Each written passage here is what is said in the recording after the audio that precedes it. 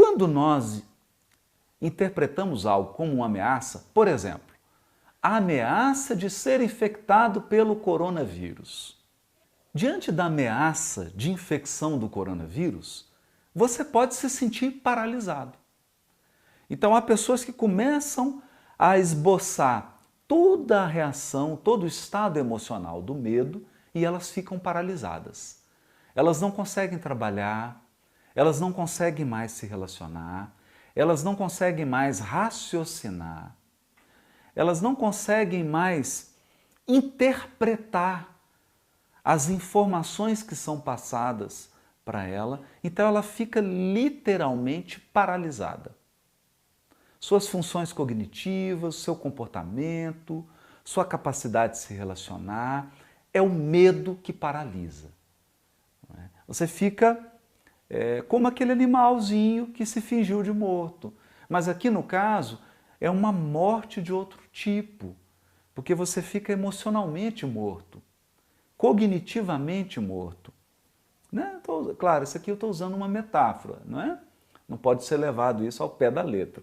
Estou apenas usando uma metáfora. Você paralisou, você não consegue mais decidir, não consegue mais interpretar, não consegue mais agir de maneira inteligente e eficaz. Então esse é um medo que paralisa. Não é? Mas essa mesma reação, uma outra pessoa, por exemplo, diante do medo de ser infectado pelo coronavírus, ele pode esboçar uma reação diferente, não é? A reação de luta. Então a pessoa, o medo leva ela a reações exageradas, não é? Então ele sai e compra 10 litros de álcool gel, aí ele começa a lavar as mãos a cada meio minuto e ele começa a ligar para todo mundo e espalha aquele pânico, aquele medo, aquela preocupação, ou seja, ele começa a ter uma reação exacerbada. Não é? Então o medo da infecção começa a ser associado ao medo de morrer. A reação agora passa a ser uma reação à morte iminente. Né? Então toda aquela situação de risco do coronavírus é interpretado como risco iminente de morte. Né? E a pessoa passa a usar todos os seus recursos físicos, emocionais, cognitivos, psíquicos para lutar contra a morte. Não é? Então a gente tem percebido isso. Tem percebido que algumas pessoas estão desesperadas e tendo comportamentos extremamente exagerados, desproporcionais em relação à ameaça. Não é mesmo? Então, vimos lá o medo que paralisa, o medo que nos leva a uma reação desproporcional e podemos ver o medo também que se expressa na fuga. Há uma fuga tão intensa, há uma fuga desproporcional em relação à ameaça.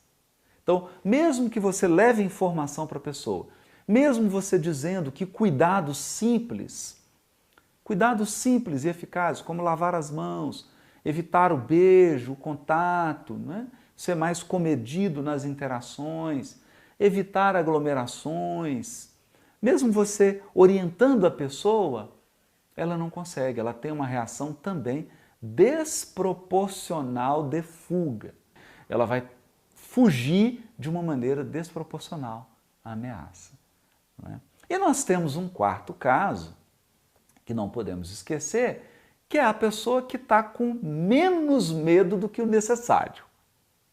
Não é? Então é aquela pessoa em que os seus processos racionais interferiram tanto nas respostas automáticas de medo que ela nega que exista ameaça. Não precisa lavar a mão. Não precisa evitar aglomeração. Não precisa evitar contato. Né? Não tem perigo nenhum.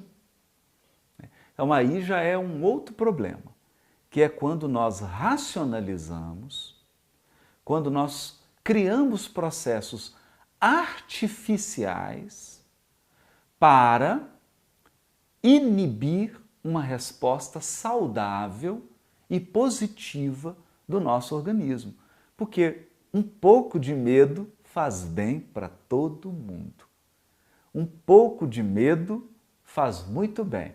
Então eu poderia mudar o ditado aqui, dizendo que prudência, caldo de galinha e um pouquinho de medo não faz mal para ninguém. Então é bom você ter um pouco de medo. É bom você deixar essa resposta fisiológica, automática, agir. Por quê? Porque foram milhões de anos de evolução para que o nosso organismo aprendesse essas respostas automáticas.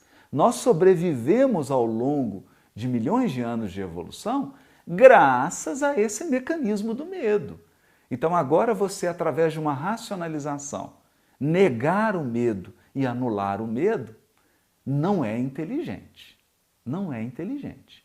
Você está querendo negar uma inteligência dos processos da natureza que funcionaram ao longo de milhões de anos de evolução biológica. Então percebe? Eu não posso nem exagerar e nem negar. Mas agora nós já compreendemos. Depois de tudo isso que eu te falei, você está compreendendo melhor o seu medo? Você está entendendo? Como é que você reage? Você é desses que vai para a luta e tem uma reação excessiva? Ou você é desses que foge? Ou você é desses que se paralisa, o medo está te paralisando, você não consegue agir, não consegue raciocinar? Ou você é uma pessoa que nega o medo? Não, não tem perigo nenhum, como se não existisse ameaça. Racionaliza o processo. Em qual dessas 4 categorias você se encontra? Ou você é uma mistura das 4? Mistura um pouquinho delas e oscila ao longo do dia nessas 4 reações. Não é interessante entender? Não é bom você poder entender isso? Compreender o que é o medo? Entender que o medo é fisiológico? Que o medo aciona automaticamente circuitos cerebrais? Não é tão bom compreender? Sim, é por isso que nós estamos aqui, conversando sobre por que eu tenho medo. Por que eu tenho medo? Ou por que eu tenho tanto medo? E eu acredito que agora está ficando um pouquinho mais claro. Você está compreendendo melhor o seu medo.